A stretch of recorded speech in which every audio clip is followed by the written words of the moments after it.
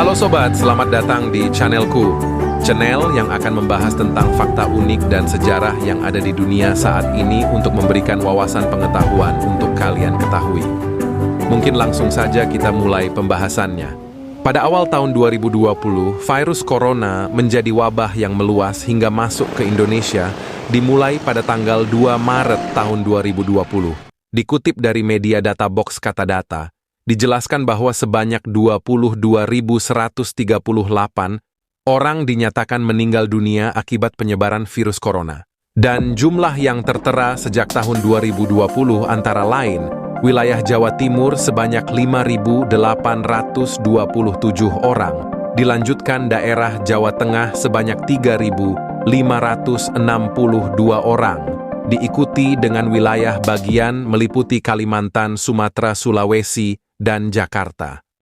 Tapi sobat, apakah kalian tahu ada beberapa penjelasan langsung oleh mantan Wakil Kepala Badan Cyber dan Sandi Negara, yaitu Komjen Pol Dharma Pongrekun di dalam akun YouTube Podcast Dr. Richard, yang saat itu menjelaskan bahwa COVID-19 telah direncanakan sejak tahun 2010 oleh Rockefeller Foundation dan disimulasikan tahun 2015, serta disosialisasikan tahun 2019 di luar negeri dan masuk ke Indonesia tahun 2020. Di sisi lain, apakah kalian tahu sejarah awal mula berdirinya organisasi Rockefeller Foundation? Rockefeller Foundation disebut-sebut tengah menjadi perbincangan lantaran menjadi pihak yang menciptakan virus corona dan menyebabkan lahirnya COVID-19.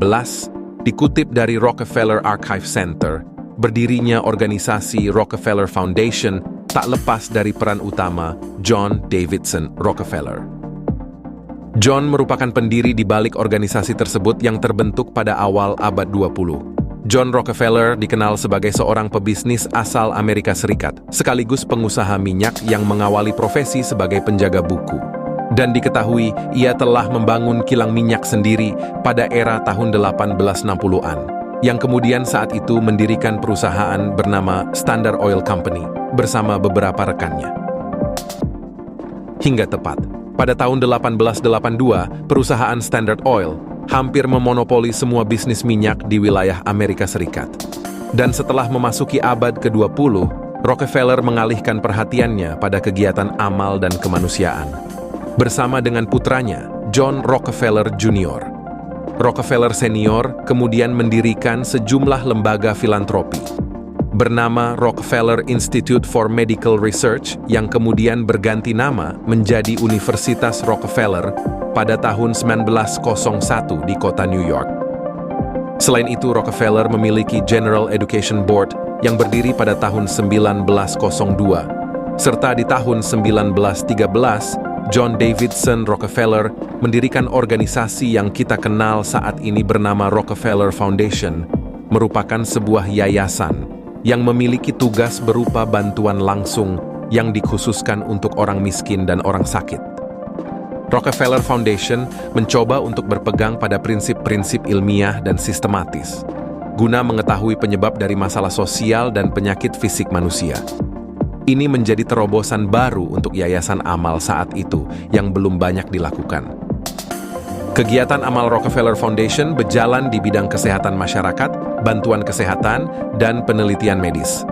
Hal itu mulai ditunjukkan pada tanggal 5 Desember 1913. Rockefeller Foundation mengucurkan hibah sebesar $10.000 kepada Palang Merah Amerika. Dana hibah itu digunakan untuk keperluan membeli properti kantor pusat mereka yang berada di kota Washington, D.C., Amerika Serikat. Dan pada tahun 1927, Rockefeller Foundation mendirikan Johns Hopkins School of Public Health, Harvard School of Public Health, dan School of Hygiene di Universitas Toronto, untuk meluaskan sekolah kesehatan masyarakat di Amerika Serikat dan 21 negara asing. Rockefeller Foundation menghabiskan $25 juta.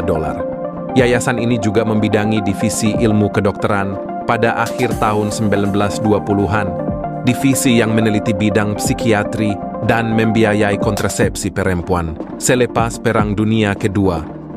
Rockefeller Foundation juga mengirim sebuah tim ke Jerman Barat untuk meneliti dan berpartisipasi memulihkan kembali negara tersebut pasca kepemimpinan Nazi Jerman Melalui bidang pendidikan dan penelitian ilmiah, mereka juga menaruh fokus untuk memulihkan Jerman menjadi negara demokrasi.